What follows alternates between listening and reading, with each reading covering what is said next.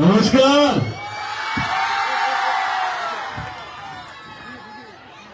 কেমন আছেন আপনারা? ভালো।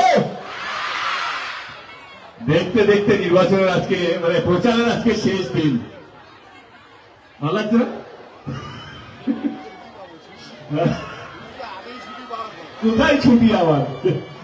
আজকে আমার মনে হয় আজকে আজকে দিনটা প্রত্যেকটা দলের কর্মীদের জন্য, সমস্ত দল মানে তারা আজকে শেষ নির্বাচনের প্রচার করে শান্তি পাবে। কারণ 3 মাসের এই গরমে টানা প্রচার, বাড়ি বাড়ি যাওয়া, মানুষদেরকে বোঝানো তাদের দলের প্রতি, সত্যি মানে এই 3 মাসের প্রচারটা, তাও আবার আজকে এই বছর যা গরম পড়েছে, রেকর্ড লেভেলে গরম পড়েছে, প্রত্যেক দিনই তার আগের দিনে রেকর্ড ভাঙছে আর কি, এতটা গরম পড়েছে। এবং আজকেও প্রচন্ড গরম, তা সত্ত্বেও দল এগিয়ে গেছে এবং দলের কর্মীদেরকে সাধুবাদ জানাই, যারা যারা মঞ্চে উপস্থিত আছেন, আমাদের তৃণমূল কংগ্রেসের বা যারা ভলেন্টিয়ার হিসেবে আছেন বা গোটা বাংলা জুড়ে। আমার মনে হয় যেইভাবে আমি তো পুরো বাংলা জুড়ে সমস্ত মোটামুটি গেছি আর কি, সমস্ত প্রার্থীর হয়ে প্রচার করতে গেছি, যেইভাবে প্রত্যেকটা দলের কর্মী, বুথ লেভেল কর্মী অবধি, মানে যারা দেয়াল লেখন দলের তারা অবধিও যেভাবে খেটেছে এই গরমে দলের জন্য, দলের পতাকার জন্য, যাতে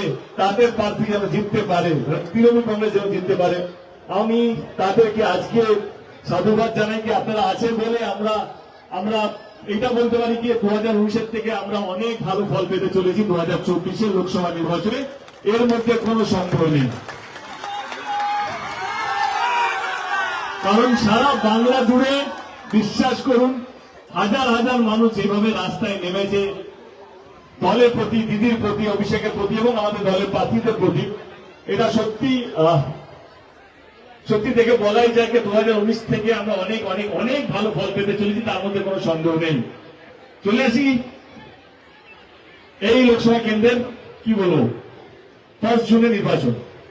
কাকুলিদি আমার সত্যি খুব কাছের মানুষ, হ্যাঁ মানে আমার খুব প্রিয়, একদম পছন্দের মানুষ, মানে খুব কম লোকের সঙ্গে মনের কথা বলতে পারি আমি, তার মধ্যে একটা কাকুলিদি আর কি। আমার এখনো মনে আছে 2024 লাস্ট দিনের আগে সাংসদ আমরা এমনি বসেছিলাম, আমি বললাম দিদি এবারে হয়তো আমি দাঁড়াবো না। কেন দাঁড়াবি না? না না না, তো আমাদের ছেলেকে দাঁড়ানো উচিত। মোটামুটি আমার দিদিরই মতো, কিছুটা ভালো, কিছুটা খারাপ, কিছুটা বললো, কিছুটা ভালোবাসলো, বলে না তুমি যদি রাজনীতি ছেড়ে দাও তাহলে কি করে হবে, তোমার মতো ভালো ছেলেদের দরকার রাজনীতিতে। তো এইটা হচ্ছে আমার কাকুলিদির সঙ্গে সম্পর্ক। তো ডেফিনেটলি আমি চাইবো তিনি যেন এর আগে যত মার্জিনে জিতেছেন তার থেকে যেন 1000 গুণ বেশি মার্জিনে, মানে আরো 10, 15, 20 হাজার বেশি মার্জিনে যেন জিতুন। এটা ছোট ভাই হিসেবে ডেফিনেটলি আমি আপনাদের কাছে এই আবেদনটা রাখবো।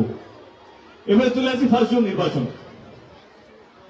নির্বাচনটা মানে কি, মানেটা কি? নির্বাচন মানে আমার কাছে হচ্ছে বিশ্বাস। আপনারা কোন দলকে বেশি বিশ্বাস করবেন, কোন দলের প্রার্থীকে বেশি বিশ্বাস করবেন, এটাই নির্বাচন। কে যারা কথা দিয়ে ভোট নেয় এবং তারপরে কথা রাখে তাকে বিশ্বাস করবেন, না যারা কথা দেয়, ভোট নেয় এবং পালিয়ে যায়, ভোটের 5 বছর পর দেখা যায় না, তাকে বিশ্বাস করবে। এটাই হচ্ছে আসল নির্বাচনের কারণ। আমি আজ অব্দি কোনো দলকে ছোট করে নিজের দলকে বড় করিনি, আমি সেইটা পছন্দ করি না। যদি দল কাজ করে থাকে তাহলে কোনো দলকে ছোট করতে লাগে না। আমাদের দল গত 13 বছর ধরে রাজ্য সরকারে আছে। আমি আমার দলের কিছু কথা আপনাদের সামনে রাখবো, তারপর আপনারা বিচার করবেন যে কাকে আপনারা ভোটটা দেবেন। হাতে মাত্র 1 দিন আছে, কালকে দিনটা পুরো দিনটাই পাবেন এটা ভাবার জন্য কে যাকে আমরা ভোট দিচ্ছি সে আপনাদের জন্য বা আপনাদের পরিবারের জন্য কাজ করেছে কি করেনি। চলে আসি কোন দল বেশি কথা দিয়েছে, কোন দল বেশি কথা দেয়নি।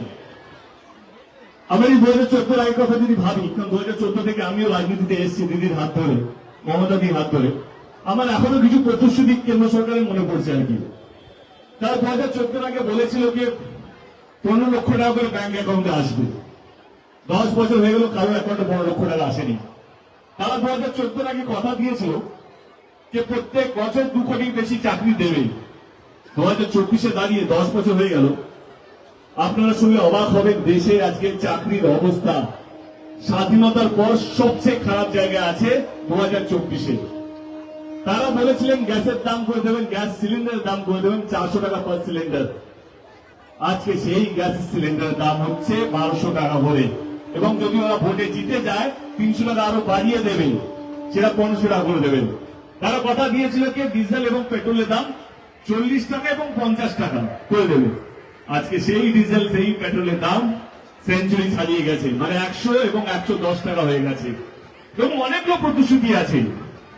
ডলারের দাম বলেছিল টাকার দাম বাড়বে, আজকে টাকার দাম সবচেয়ে কমেছে ইন্টারন্যাশনাল মার্কেটে। এবং অনেকগুলো প্রতিশ্রুতি যদি বলতে যাই তাহলে আজকে অনেক মানে বাকি যে সভাগুলো আছে সেগুলো করা যাবে না। এবার আমি আমার দলের কথা বলি, যেটা একটু আমি বলছিলাম 13 বছর ধরে আমাদের দল রাজ্য সরকারে আছে। আমি 13 বছরের কথা বলবো না, আমি 2021-এরই কথা বলি।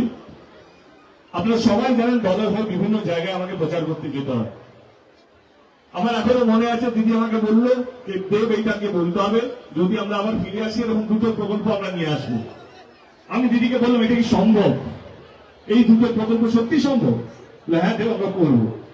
আমরা গেলাম মাঠে মাঠে সব জায়গা সমস্ত গ্রামে গেলাম, সমস্ত বিধানসভায় গেলাম, বললাম কি আপনারা যদি আমাদেরকে ভোট দেন 2021-এ তাহলে এই দুটো প্রকল্প আমরা নিয়ে আসবো। একটা প্রকল্পের নাম ছিল লক্ষ্মীর ভান্ডার, আর একটা প্রকল্পের নাম ছিল স্বাস্থ্য সাথী কার্ড। তখন বিরোধী দলরা বলেছিল যে না এটা লক্ষ্মীর ভান্ডার নয়, এটা ঠকের ভান্ডার, এই ভান্ডার সম্ভবই না। বাংলার প্রত্যেকটা মেয়েকে 500 টাকা করে দেওয়া হবে, না না না না, এটা ভোট লুট করার চক্রান্ত। কিন্তু আপনারা বিশ্বাস করেছিলেন আমাদের দলকে, আমাদের নেত্রীকে, এবং প্রথমবার তৃণমূল কংগ্রেস 200টার বেশি আসন পেয়েছিল। আপনাদের ভালোবাসা, আপনাদের বিশ্বাসে, এবং আমাদের নেত্রী তৃতীয়বারের মুখ্যমন্ত্রীর শপথ নেবার 6 মাসের মধ্যে লক্ষ্মীর ভান্ডার প্রকল্পটা বাস্তবিক করেছিল, স্বাস্থ্য সাথী কার্ড প্রকল্পটা বাস্তবিক করেছিল। যেই লক্ষ্মীর ভান্ডার প্রকল্পটা 500 টাকা দিয়ে শুরু হয়েছিল, আজকে সেই লক্ষ্মীর ভান্ডার 1000 টাকা এবং 1200 টাকা দেওয়া হচ্ছে। এবার আপনারা বলুন কোন দলকে বেশি বিশ্বাস করবেন? যে দল কথা দেয় ভোটের আগে, প্রতিশ্রুতি দেয় ভোটের আগে, ভোটে যেতে এবং 6 মাসের মধ্যে সেই সব কটা প্রতিশ্রুতি বাস্তবিক করে, সেই দলকে বিশ্বাস করবেন।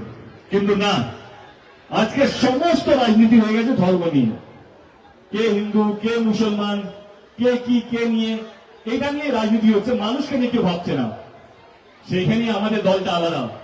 এই লক্ষ্মীর ভান্ডার প্রকল্পটা দেওয়ার আগে দিদি কোনোদিনও বলেনি এই লক্ষ্মীর ভান্ডারটা শুধুমাত্র হিন্দুদের জন্য, তার সবুজ সাথী প্রকল্পটা সেটা শুধু মুসলমানদের জন্য, বা স্বাস্থ্য সাথী কার্ডটা এটা এই ধর্মের জন্য, বা এই প্রকল্পটা ওই ধর্মের জন্য, না না না না না।